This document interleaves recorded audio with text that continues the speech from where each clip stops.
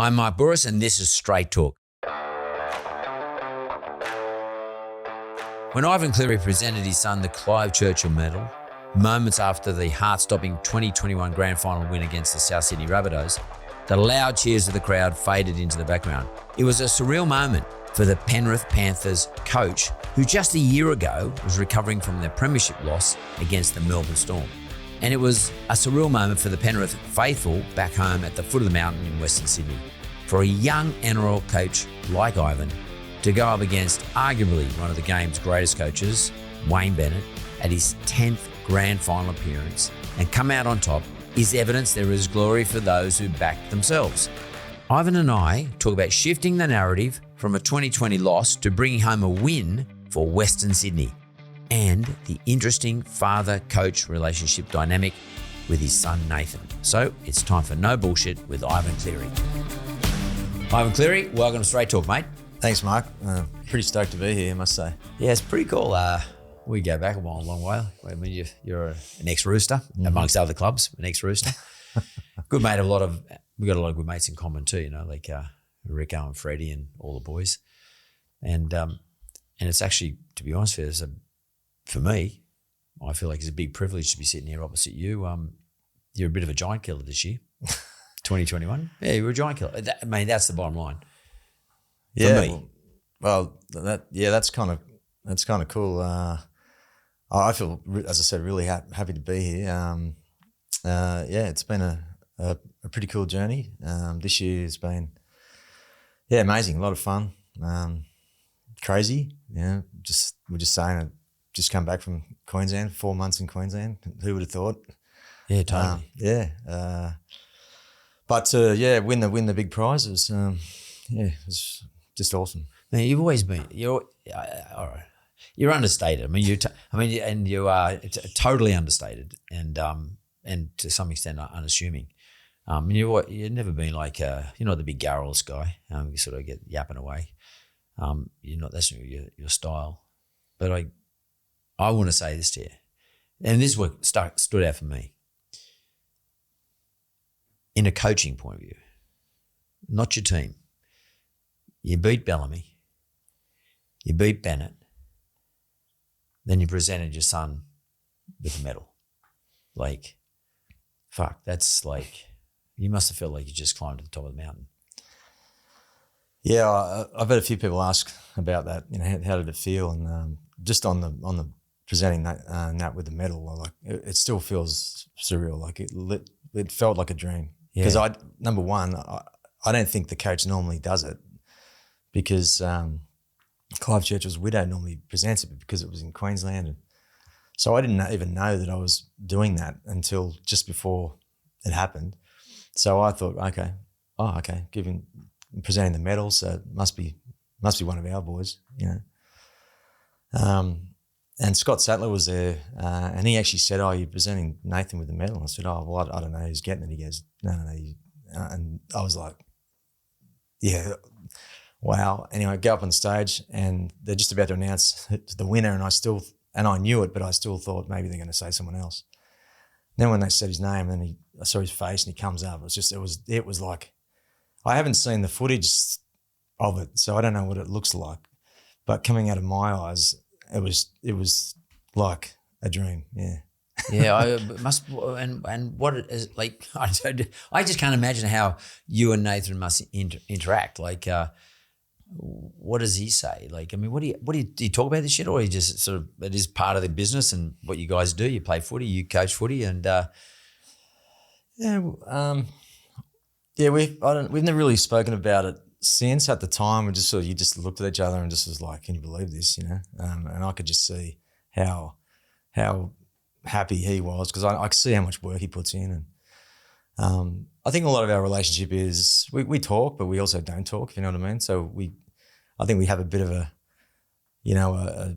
spirit that we share or something that we just kind of get each other, and I think that helps a lot, because like as I said, we talk, but if you talk all the time, there's just stuff that we don't need to talk about, And does Nathan live at home with you? No, he moved out a couple of years ago. Okay, so it's more business then? I don't know. Like we've got a really close relationship, but since he's moved out, but I see him every day, right, at work. And what I've noticed this year is because he's captain and he's started to talk more and stuff that he says, I'm like, that he's taken that in without me realizing it, over the years. Yeah. And I'm thinking that's really cool. So that's what I mean, where we don't always have to talk about stuff. But we're on the same wavelength here. It's funny. It looks like to me, and looking from afar, but it's like you have your connection is not through talking. It's nearly like you look like peas in a pod to me. Like you sort of have I don't want to get too weird, but like a sort of spiritual connection, like as in a proper father-son relationship outside of employer-employee or coach, player. It seems like you got something else going on there. Do you think that? Do you think you got something else going on? Yeah, I think like I don't want to get too weird here either, but I think connection. Fuck it, let's get weird. Yeah. Connection's an amazing thing. It's its own like a little energy source, and so we value family, really strongly. My wife and I, we've got 4 kids, and we really value it. Put a lot of time into it, and I think like I'm going to go off a bit of a tangent, but we all saw how great Tom Trbojevic played this year. Right? Yeah, just off the charts. But one thing I did notice when he came back and started playing for Manly, his brother Jake, who's a great player, all of a sudden his game went to another level. And other guys in that team, and it's just like, man, it's not only is this guy a great player, but there's some sort of connection going on there where everyone just lifts up. And I think I really believe in that stuff. And as I said, some of the stuff that Nathan started talking about this year, it's like, wow, he's taken in all that stuff from not just the last couple of years, but growing up that Beck and I, my wife, have kind of spoken about, instilled, valued, which is really cool when you think, he actually has taken all that in without talking about it so much, but that's now coming out. So it's just, I'm really curious about this. I mean, if you don't mind me sort of just digging in a little bit, but a lot of the younger coaches, and let me put Freddie in there as an Origin coach, Robbo, as opposed to the old ones. I saw a lot of you guys when you were younger playing, and you're sort of a product of a period of time as individuals. You were very sensitive. I don't mean sensitive in a sort of soft sense. I mean sensitive in the sense that you were you had good senses about you, understood things, and you're a little bit left of field. Robbo's a bit left of field in the way he thinks, in his process of thinking. Freddie definitely is, but nonetheless effective. You were part of that whole group. I mean, there was a few others of you who were actually in the Rooster side. There was a few of you in that team. But you had a different way of thinking that I observed, different to my generation, definitely different to Nick Politis' generation too. Like, we always talked about it. You guys are quite thoughtful, played well together, you mixed really well together. Now other ways, so you guys coach, it's sort of, coaching is about connections. Like everyone used to always say, you've got to get players who want to play for the coach. The question is, how does the coach get them to want to play for him? And that's about, how do I connect? Bennett's a good connect, always been a good connect, but does it probably differently to everybody else. Bellamy is probably the same. How do you connect beyond Nathan, but how do you connect with your players? Do you have a different connection with each one, or would you sort of stylize it for the group? Yeah, I think the biggest job that I have is to create an environment where people can succeed, I guess, both individually and collectively. So my the number one role in my job is to win games. Like, I'm a professional coach. I'm in a professional, sport. So, you'd know it. Like, it's all great to, play awesome and all look great and all, but you got to win. That's the idea. So the environment, I feel like that's my biggest role, is to create a winning environment. But I just also happen to believe in, to be able to win, it's got to feel good and safe, and people have got to like going to work. And, it's like if I thought it was and I'm not a dictator. I'm not a micromanager. I'm just not that sort of person.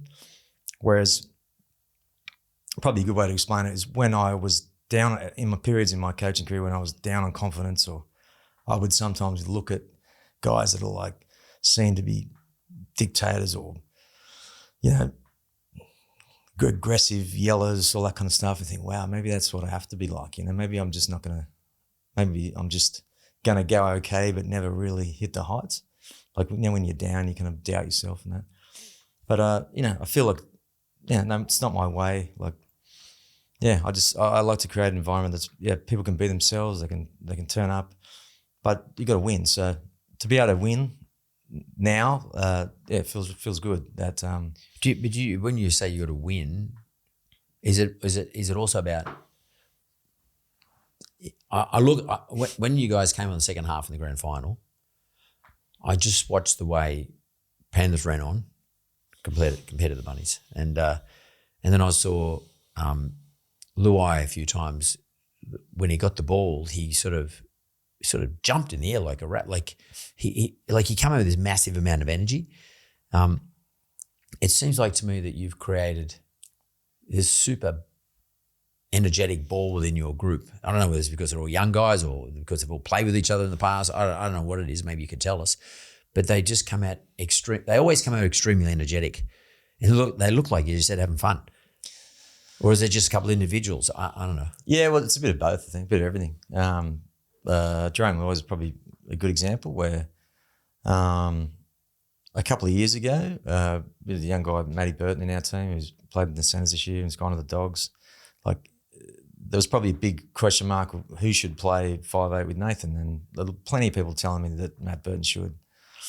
And that's probably fair enough, but I always thought Jerome should because, one, the connection they have, and the other thing is Jerome is a connector. He's just a guy that he's got to be in the team somewhere because that's exactly what he does. He bounces around. He's full of energy. He's, you know, confident, and it's like that's what, you know, the great Bill Belichick, Patriots coach in the NFL, says it's not so much about the players you have, but how they fit together.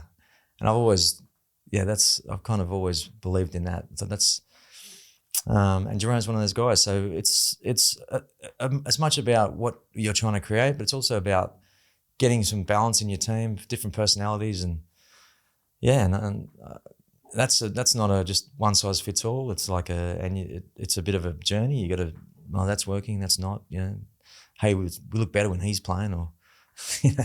Yeah. It's just, and it's always moving. So, do you draw back on your own football career in terms of players that you played with, and try and say, well, I wouldn't mind getting that type of player, a Nat Wood in the side, or, you know, I mean, that type of player, you know, I mean, not Natty, but you know what I'm saying.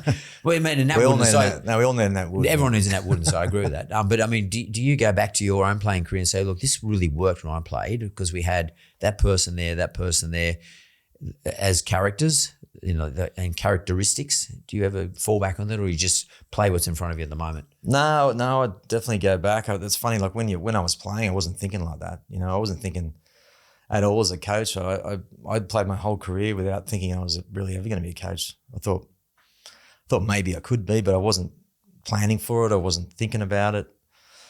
But I definitely look back now and go, yeah, there's just stuff that happens between some teams that is special, you know, and it's definitely about the people, you know, and their characteristics and how they fit in, and who does what, and the joker in the team, or the, you know, the X factor guy, but he's got to have a real stable kind of dude next to him, or, you know. I think that's one of the best things about coaching for me, is that it's trying to get that whole mix right and see it, and trying to get it to work. And when it works well, it's like, this is cool. So how long do you think, because, you know, Penrith they've built over the last, say, 10 years or 8 years, for example. How long do you think it takes actually to put a side together? Yeah, it's well, I've done that was pretty much all I knew in terms of coaching. I've done 3 rebuilds, or started 3. So that's all. Probably until the last couple of years, I've always that's what I've done. So in many respects, I was never necessarily always wanted to like win the competition, but I was more about, realistically, just trying to build something here. We're trying to find. So I think you go back to the environment. You've got to have a bit of I think you've got to set some sort of vision around what you're trying to do, and then so straight away whoever you're going to recruit's got to kind of fit into that. So that's a bit of character stuff, and then I wouldn't put a year figure on it because sometimes you'll just get it and it'll all work together. The beauty we had at Penrith was we had some guys that have been playing together since they were like 15. So Nathan and Jerome Luai, they've been playing together since they were 15, like a 7 and 6 partnership. Two totally different guys. They play different. They're from different backgrounds. They act different, but they work. Sometimes you can that happens. Other times, you can get all these great players, and that guy's an awesome winger. He does this, but it just doesn't quite. It doesn't quite gel together. So because when I look at Toho, like he's the perfect, for some reason, he's just apart from his skill, but the perfect character to be on the wing in your side. Like, I mean, anyone would have him, but I'm just saying, like, it looked like he came out of nowhere. I don't know where the hell he came from. He just sort of arrived one day, and next thing I know, I got this bloke who's not that big, bowling blokes over left, right, and centre in the Origin side. Close to probably one of the better wingers in the whole comp for the whole year. Even though he's in the winning side, of course, but still, even if he wasn't in the winning side, you would have to say he's one of the better wingers of the whole year. Yeah, he's a great story. So he debuted. Bizzer, we call him, halfway through 2019, so 2.5 years ago. We were like rock bottom. Like we lost maybe 6 games in a row or something. We were basically on the bottom of the ladder. I'd just returned back to the club. It was just going south. Like really. Debuted him in a game against the Warriors at home at Penrith Park. And there was a period there during the game, I thought, because we were going that bad, and he just looked out on his feet like 20 minutes into the game, and I thought, oh my God, I've thrown him into the wolves. He's not ready, Anyway, we played again the next week, and we won the game. He played well. We won 7 games in a row, and since that point, we've been on this winning streak, if you like, and he has been one of the reasons for it. He's not only a great player, he's unbelievably positive, energetic, fun, same guy every day. So tough, plays through injuries. Yeah, he's been like. But do you use him to inspire others? I mean, do you actually pull people out? I don't mean literally, but like have people out there who sort of it's on their shoulders that others can rise. I mean, do you think he's one of those sort of players that others go, wow, I feel better because he's here? Oh, for sure. But we don't necessarily, make a point of that so much. We try and find each other's stories and that kind of thing. But he's just, he definitely.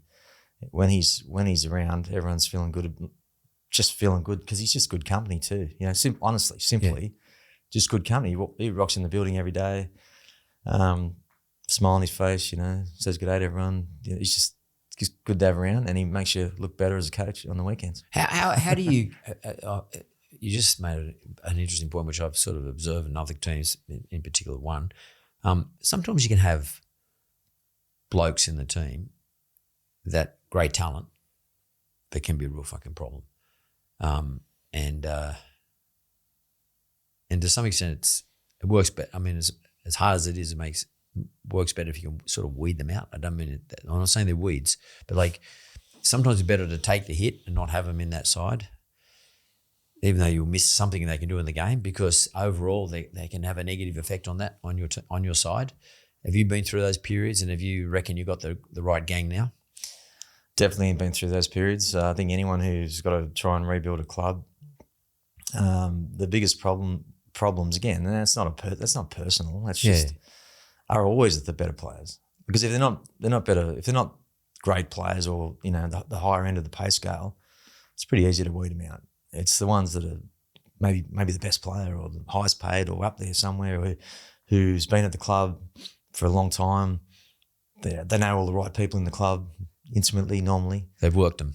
Yeah, so super hard to do. And there's going to be criticism coming from, and it's really, really hard. There's going to be some of these people in the club that are looking at you going, does this guy really know what he's doing? And and that's difficult. That's really difficult. I'm sure there's stuff like that goes on in business like all the time. Always. With staff and like I said, if they weren't that good, it's not a problem. So going back to some of the clubs that we're talking about at the moment, they're the question marks that'll come. They've signed guys, whatever club, signed guys on big money and that. Will they fit into what the coach wants? They'll say they will, but when push comes to shove, will they? Don't know. Back to the other question about our gang right now. Well, we've got a good thing going because everyone's on board. I think part of that's the culture, but part of that's the people and the type of people they are. And it's easier too when you can see that you're getting success and everyone knows their role and, hey, my job's valued and if I do this well, not only is it good for me, but the team's winning. So that helps too. So you get a bit of momentum there. Is it as simple as, I know an Origin, I don't know an Origin, I'm not a coach, but I've been around Origin long enough now to see what coaches say. They don't have them for long enough, but they're all team of champions. So they just say, well, your job is this, your job is this. Everyone's got a job. They go out and do the job. And then sometimes you hear the commentators say that, everyone has a job and they go and do the job. Is it that simple before the game? Not usually. No. That's a building process. Probably like that in a rep team, though, I think. Yeah. But again, that'd still be a skill to be able to get all these great players they're still going to have to buy into some sort of vision, some sort of team thing where they accept that, okay, because they might do something completely different for their club team or, they might have an agent's telling them or, or a family or a friend or whatever, like, why is he doing this? Well, it's better better for you if they do this, So do you have to compete against that? Yeah, that definitely happens. And how do you manage that? Yeah. What do you do? So I always try and talk about let's keep it, the internal reference points are the key ones here, the external ones, which is so hard because we're talking about family members and people that are close to them who all they want is the best for for their kids or their client or cousin or whoever it is. It's not easy. It's a real journey. It's a trust thing. You got to, I think, at the end of the day, you got to show over time that you care about the player and, yes, this is going to be good for the team, but that will be good for you as well. And, you can't bullshit people over time if they know that, you haven't got their best interests or that's when they start gravitating to what Uncle Joe's saying or, but if Uncle Joe's can see, oh, no, I think, I think the coach or the club or whoever is, they're real people. They want what's best. But man, it's not always that simple. If the team's doing well, that usually tells me that the relationship between the coaching staff, because it's always more than just the coaching staff, and say the administration of the club, that's the board and all the CEOs and all that other sort of stuff, it has to be good too. Because I've seen great clubs, I'll be honest, like I don't mind naming them, Canterbury Bankstown, they have been a great club in the past. They're a great organisation, but there's always they seem to do worse when the administration's getting involved in football matters. How do you manage that process? I'm the coach, Ivan Cleary, you're the coach. How do you deal with that? Like, make sure that works out properly and everybody's not trying to tell you how to run the fucking game, Yeah. That's a challenge, and through my years in different teams I've coached, and it tends to all be different. When I first started coaching at the Warriors back in 2006, I had a guy called John Hart. So your listeners, New Zealand listeners, will definitely know who John is, an ex-All Black coach. Yep. He was absolutely critical for me. He was employed by the club, but he was sort of like a bridge between myself and the and the owner and the board. It was more like a private owner. It's a private owned club over there, so it was more about the owner, CEO, and so he'd just look after that for me, pretty much. And I say I just think any young any coach who starts, as an NRL, they need someone like that, because when you get signed as a coach, the board loves you. You're their man. You've been, you know, and everyone's got the best intentions. But there might be some personalities, or you know, like usually on boards and owners, and there's some strong personalities there. I actually feel like the head coach almost needs to be the strongest personality, because he's the one who's accountable for the results. Like at the end of the day, no one else. If your team's not winning, guess who gets looked at? Totally. You know? And it's when you lose a few games or things aren't going so great, everything changes. You know, and that's when you find out if they've got support for you. So again, I'll go back to the Panthers. I was brought back there, you know, a couple of years ago, and we weren't going well, and I felt total support from the board at that point. And as I said, we've been able to, you know, dig our way out. And that's when you find out. Like, it's easy to support someone when you're winning and going well. Yeah. But it's when you're struggling or not going so well, that's when you find out how much support you got. I grew up in the west suburbs, but not as far out as Penrith. But I know it's a big deal, especially with COVID, how the west suburbs are sort of looked at during the COVID period. How important was it for the Penrith area to win this comp? Yeah, from what I've seen, very important. We really feel the community. Like that's sort of our thing, you know. And the Penrith community, that the western sort of corridor, the foot of the mountains, all that. It's a big area, and they look towards the city differently. You know, I come from the Northern Beaches. As I said, I've played for the Roosters, so I kind of get beaches, eastern suburbs. Then I went out to Penrith, and it was like, wow, this is really different. You know, they definitely, I wouldn't say have an inferiority complex, but they just look differently back into the big part of town. You know, but they are just passionate about their area and their footy team. I've just seen when the team's going well, the whole place just lifts up. They all can stand up a bit straighter and be proud of their community. And we talk a lot about that with the boys, and we're up there in Queensland, and just to see how much you just feel through, you know, different forms of communication, whether it was emails, photos, whatever, videos. Wow, everyone's like really into this. And then when we won, just the sites down at Mulgo Road that runs down Main Street of Penrith. And even since I've come back, like everyone is just that happy. It's so cool. They love big personalities. Like the Penrith people love big personalities, especially big sporting personality. It's a big deal for them. Like if the Roosters are in the grand final, I just get a bit pissed off because I feel as though we don't get enough in these suburbs. Like sort of people a bit cool, you know, they're a bit too, I don't know what it is, but maybe they've got too many choices. I don't know what the answer is, but I was watching some of the stuff pre-grand final in Penrith on television, of course, because it was COVID period, but I was watching on television and it was magnificent. I actually felt really good for him. I thought, how cool is this? Like, it's really, really cool. And then I thought to myself, I mean, I know you guys have only just been able to come back more recently, but it would have been like Elton John arriving in town or something, you know, like they would have seen you guys as heroes. And because, as you say, I grew up in that area, and I know that you do feel like inferior to everybody else. You do. You literally do. You don't feel like you're as good as, or you feel as though the other parts of Sydney don't think you're as good as them. You don't feel worse, but you think they think less of you. And there's a passion to prove them wrong. And then when someone like you guys come along and do it, it must have been an awesome feeling for them. It just must have been so, and it must have been fantastic for you to be part of it. Did you have like a parade or anything like that, or did you do anything? No, it's coming. Yeah, it's coming. It's coming in a couple of weeks. So that's I hope everyone turns up. Yeah. I bet you they will. Yeah. It like everyone talks about. So Panthers first won the comp in '91 with like Brandy and Royce Simmons and MG and those kind of guys, Freddie. And then they won again in 2003. And everyone, you know, talks about those nights. They all remember stories about, we were at the Panthers and it was going mad. And so we've always had that kind of like, geez, we'd love to do that again. You know, love to make that happen.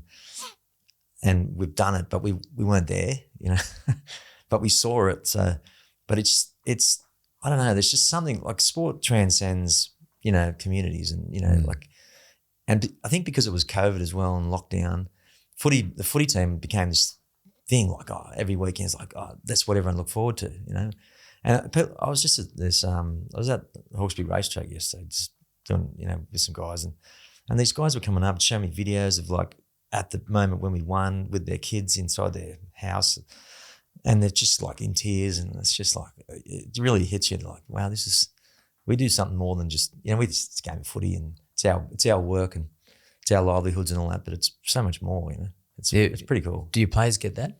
Yeah, I think they're probably all getting it more than ever now. You talk about that little inferiority thing. A lot of our boys come from Mount Druitt, that area, and there's definitely a bit of a chip on your shoulder there. Like, you know what, we're proud, and they're so proud of where they come from. Like it is, and it's getting more and more like that. And just like it provides a bit of strength, and we play on that for sure. Like most of our guys live or come from the area or have been here, for a long time. And yeah, if we can provide a little bit of pride and just happiness and strength to our community just through what we do, what we love doing, like not many people get to do that. So we said it right at the beginning. How you must have felt when you put that medal around the Clive Churchill medal around Nathan's head or his neck. Let me just flip back. How'd you feel at the beginning of the year when he got caught out with that TikTok thing? What do you do then? Yeah, that was a tough time because I guess just take everyone back. That was at the time when there was like, will the game go on? Because the game was actually stopped at that point. So there was a lot of people sort of saying, this could ruin the game. The whole game could stop because of him. Because he did this stupid TikTok thing with a couple of girls coming over to his house. And I felt personally responsible because we made a bit of a mistake, media-wise there. Without going into detail, definitely made a mistake there. And it just became this big storm. And he was, 20, 22 at the time. Like that was a pretty traumatic's probably too big a word, but, if you feel like you're responsible for the game stopping, and that's what it was a bit. Looking back, it's a bit of hysteria, really. But no, like it was a pandemic. No one knew what was going on. Yeah, there was a lot of weight for him to carry at that point. And as his dad and our family, that was difficult. But if he wasn't Nathan Cleary, it probably wouldn't have been that bad. Oh no, not at all. And that's something that he still feels that every day. Like he's now become. Like he's good clickbait, whatever he does on the field, off it, good, bad, whatever. But Jesus made him grow up quickly.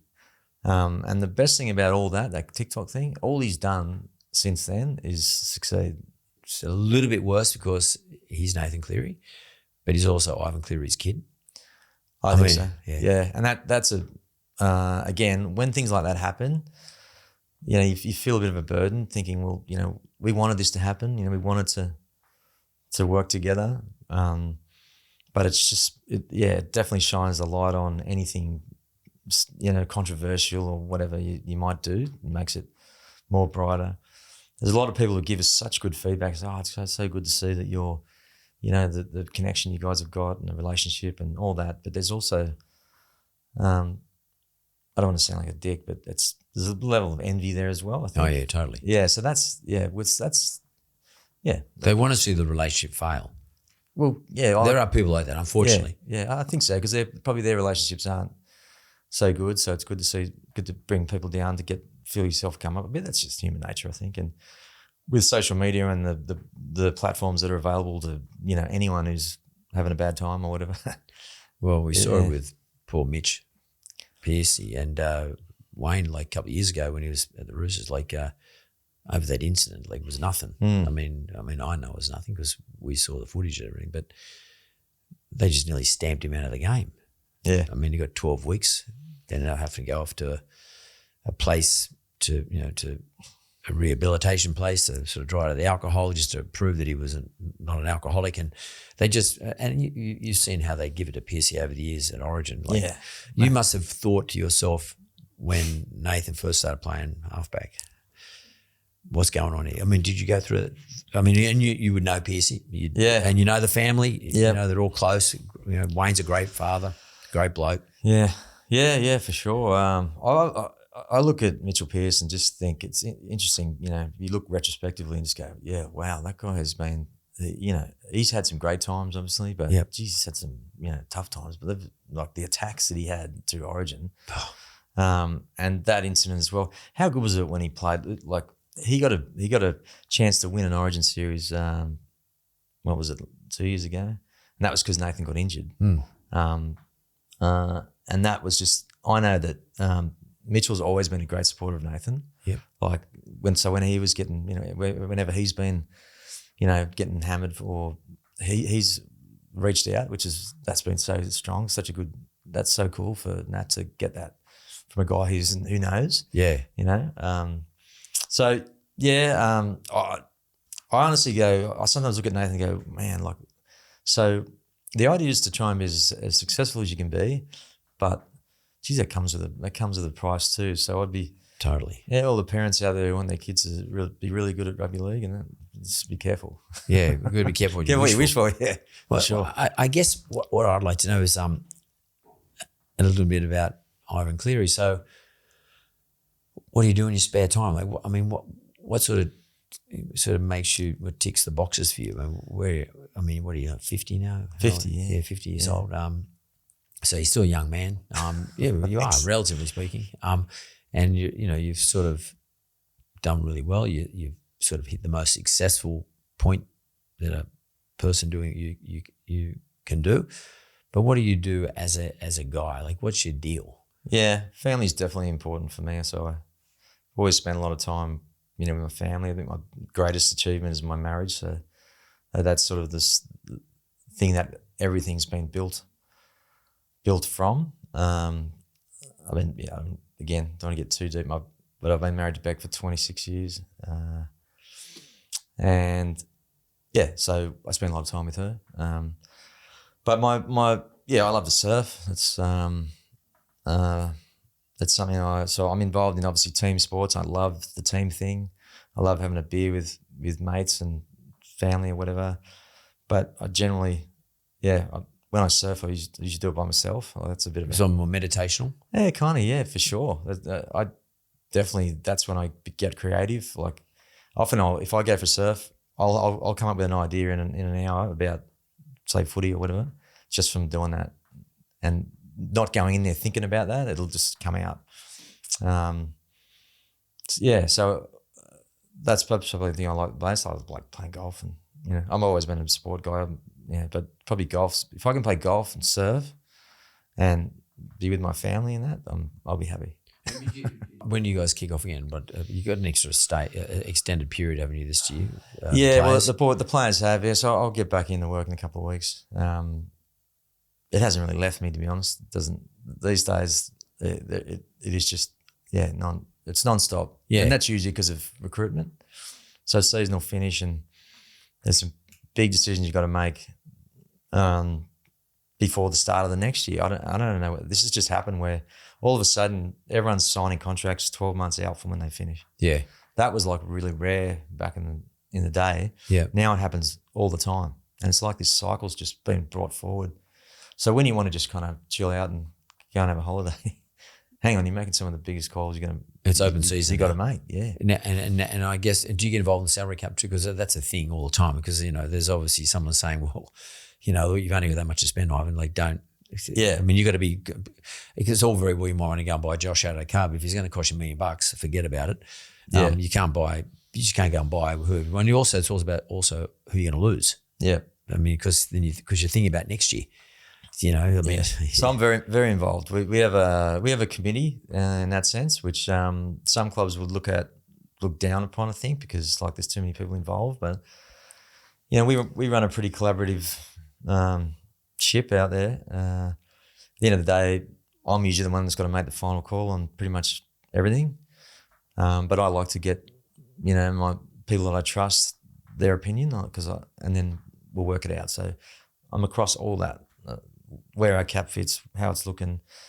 With a great little system out there where we're always kept up to date because it just moves all the time. we're also a team that's on the up, so everyone's values are going up all the time.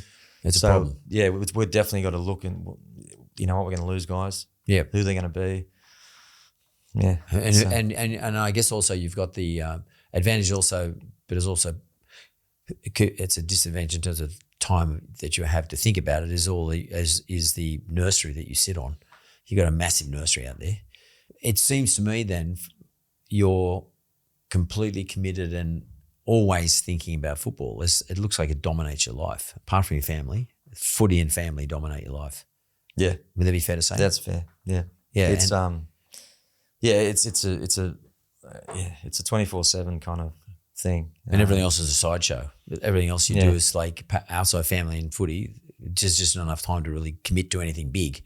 We might have a game of golf, go for surf. No, exactly. You're always just dreaming about the next window I can get, or to be able to do that. But and as I said, often my best thoughts will come when I'm actually doing that. So I'm one of those guys that's probably the same as a lot of people. Oh, I've got to find time to do that. Yeah, but you never do. What would you like to do? What would you? Yeah, because I'm like that. There's some things I want to do, for example. And but what's something? Is there something you would like to do?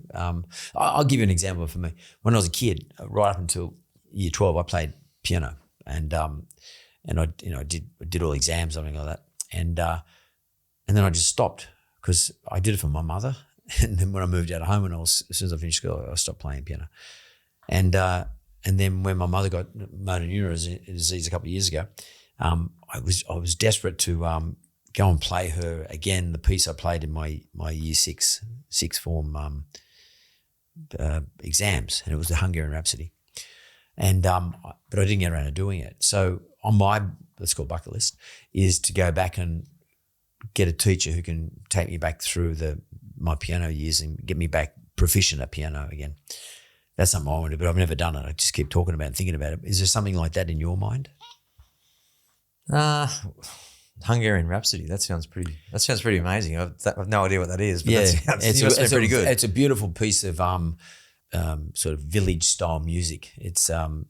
But it's actually quite a beautiful piece of music, and but it's quite fast and it's quite complex. I could play when I was 17, but now my eye-hand coordination probably is not the same. It's like riding a bike, wouldn't it be? Well, I can play bits of it, but I just want to do it for my mum. I just wanted to go back and surprise her, but unfortunately she passed away. But I mean, I still want to do it, and but it's a bucket list type thing that for me to go and sit down and learn something, actually commit to it, because I'm just so freaking busy, I don't know. Or are you replete? You're happy? I'm happy for sure. It would probably be to be able to. Yeah, I mean, I've got a bit of a plan. We've got a bit of a plan to live on the beach again, and just I did it a couple of years ago, even when COVID, right? So when we had 6 weeks off in the footy season last year, and at that point I was allowed to go to the beach. Well, there's times when I couldn't go through just the rules of the NRL, but so I was basically we're going to the beach every day, and it was like COVID's not good, but this is pretty good. Yeah, totally. But I know I'd need a purpose as well. So someday if I could just spend heaps of time down the beach, just but still be able to have a really purposeful job and affect people's lives, and have a real, because as you said, I'm thinking about footy all the time. It's so it's a bit of a driving factor. If I could just pull that back somehow and still be able to have that kind of drive and purpose, but be able to have some downtime and that as well, that'd be nice one day. Would you say you're obsessed with footy? No, I don't think so. I don't think it's my life's it's not my life's work. Sorry, not work, but it's not my life's purpose. Yeah. You actually said before that, because we've won the premiership, it's like I'm at the top of the tree in terms of the success you're looking for. But I kind of think, if we had lost that game, for example, does it really make me any less? Does that make me, just because we won that game by 2 points, or we could have lost the previous week against the Storm, does that make me any worse? I don't know, but it's just the way it's looked at, isn't it? It's like, if you're going to be a coach, winning a premiership, especially as long as I've been doing it, you know, that's what you got to do. And all of a sudden that lifts you in some level that perhaps you weren't at.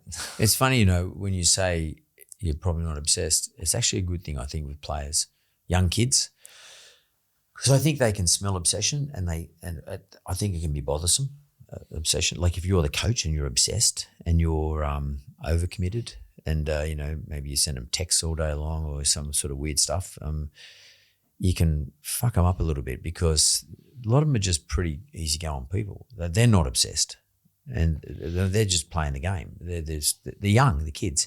A lot of them, I'm going to say kids are men, but you know, they're not like, they don't see it quite the same as you or I might see it, or even a fan might see it. Not everybody's created the same. Yeah, we all think differently, and that can freak them out a little bit if the coach is obsessed, I think. Yeah, yeah. Now you talk like that, I'm definitely not obsessed. I reckon part of as a player, and certainly in my early days as a coach, I felt that was a bit of a weakness at times, because you saw other blokes who are like that. And just think, oh, this is, we know who they are. I know what you're talking about then. So I take it really, like this responsibilities. I really take that, you know, personally, and I'm the head coach of a big organisation. So like, as I said earlier, we were supposed to win. So don't get me wrong, I'm not. But I had, as a player, I don't know, I just felt like I was a bit of a survivor, really. I probably didn't see myself. I saw myself as a bit of an average Joe, really, you know, lucky enough to play in good teams. But I don't think I really set myself high enough goals. And it's great now to be able to be a coach and look back on that, and you can say to these young guys, you know, hey, you know what, I didn't reach high enough. I definitely didn't. And as a coach, a lot of the teams I coached, I never really felt we were in a position to win it. So often you're just surviving. That probably happens in business all the time, and I don't know, but I reckon there'd be plenty of businesses that just go, we're just trying to get day to day, but the last couple of years, it's like, I thought, you know what, this is, actually got a really good influence from a friend, a guy I know, and he just said, man, your team shouldn't win. Your team should basically, why should you ever lose a game? Or you should only lose a couple of games. And I thought, that's like, you know, that was a really good, sort of light went on for me there, and said, you know what, I think we need to just reach a bit higher here, and that's, you know, it's not as simple as that, of course, but I feel like I've definitely, probably because I knew I had the team that could do it, but no one else thought we could do it. And same this year, everyone thought, well, you know, we made the grand final last year, we're all young, and it's going to be so hard to, you know, back it up. We've done it again. So yeah, I reckon I've certainly not obsessed, but I've definitely just set the goals high, set the sights higher. Whereas before, I think probably I was, just, you know, always looking to try and do well as best we could, win stuff and that. But if I was honest with myself, it's probably more in a survival mode, which means what happens is something good happens, and then maybe just my nature is like you get a bit comfortable, or, oh, thank God, you know, take a breath. Before you know it, you're back in the pack again, and you're working your way back up. And I'm actually good at that. When pressure's on and you got to do something, I'm actually good at that. But I used to look at myself and, why can't I get myself feel like that all the time? Like, get that. So, do you think you might be one of those people then who needs the pressure to be on them to actually perform well? Definitely. And yeah, as I said, like, you just think, wow, why can't you, you know? And I'm much more conscious of that now. So if we're going well, I'm like, come on, man, like, don't take it easy, don't, you know. So I think I'm much more conscious of that. But I think it's probably probably most people are a little bit like that. I don't know. I don't like, you know, I was, you know, when I was at the Roosters, I started coaching under Ricky Stewart. And Ricky looks like a guy who just loves fighting people. Like, he loves having it. And that he gets, that's, so if he's probably like feeling a bit, you know, comfortable or something, he's probably thinking, you know what, I better start a fight. Like, let's. Yeah, I know. Because he needs sort of disturbance in front of him. Yeah, he's best. But I'm not like that at all. I'm not looking to fight anyone. I'm not, you know. But I think one of the things that's worked a bit, we're going back to the Panthers community and that little chip on your shoulder type thing and inferior sort of stuff. That's a bit of a little thing that works for us, you know. Like, and I've kind of immersed myself in that. It's like, Yeah, so it's going. Yeah, I've flat out. It's going to be challenged now. We've actually won it. So, well, the next challenge. How am I going to go now? Well, I was going to say the next challenge. Can you do it twice? I mean, that's going to be the next challenge. I mean, that's rarely gets done, as you know. For me, I couldn't believe how good that game was. To me, that was the grand final. I got a bit worried you guys might have played your grand final against Melbourne, and South having the week off, etc. My gut feeling is they might have been a bit fresher, a bit more fresh. But that somehow you got over the top of Melbourne. It looked like, I don't know whether it was a strategy or not, but it looked like you went out there to upset Melbourne. It looked like you went out there to not play the way they play, to do something different, and to be sort of have them confused. That's how Melbourne looked to me. And I have to say Bellamy looked a bit that way too. Like I was watching him, they kept turning him to the box. It looked as though he looked like he was getting frustrated like Melbourne were. Was that a part of your strategy? Yeah, well, I Melbourne Storm, I mean, yeah, they are just since I've been coaching for 15 years, and that's just the first year I coached. That's when they just started. I think they made their first grand final. Oh, sorry, under Craig that year, and they've just been the only team that's that whole period. Yeah, they've been one of the benchmarks. Yep. The Roosters of Manly, Broncos, in and out. They've sort of had really good, strong periods, but these guys have been there the whole time. Yeah. So it's like every time you play Melbourne, it doesn't matter where it is, what time of year it is, if they got Origin guys in, out, full strength, under strength, whatever, it's just the hardest game.